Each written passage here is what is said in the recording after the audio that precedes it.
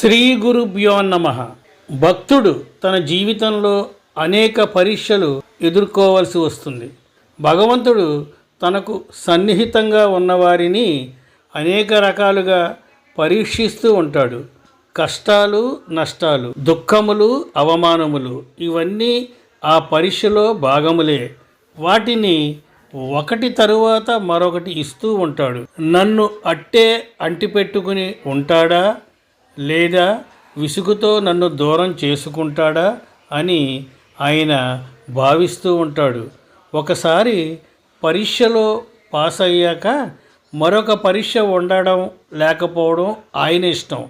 కానీ ఒకసారి ఫెయిల్ అయ్యాక మాత్రం మళ్ళీ పరీక్ష పెట్టడం జరగదు. ఎందుకంటే అప్పటికే మన సామర్థ్యం భగవంతుడికి తెలిసిపోతుంది కనుక ఈ విషయం మనం చక్కగా గ్రహించి కష్ట నష్టములు వచ్చినప్పుడు దైవమును నిందించక, మరువక, విడువక ఆయనపై విశ్వాసంతో సహనాన్ని వహించాలి. అప్పుడే ఆయన మనపై తన అనుగ్రహాన్ని పుష్కలంగా అందిస్తాడు.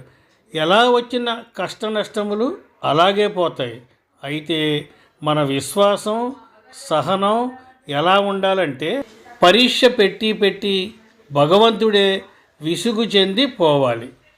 స్వస్తి, శుభమస్తు.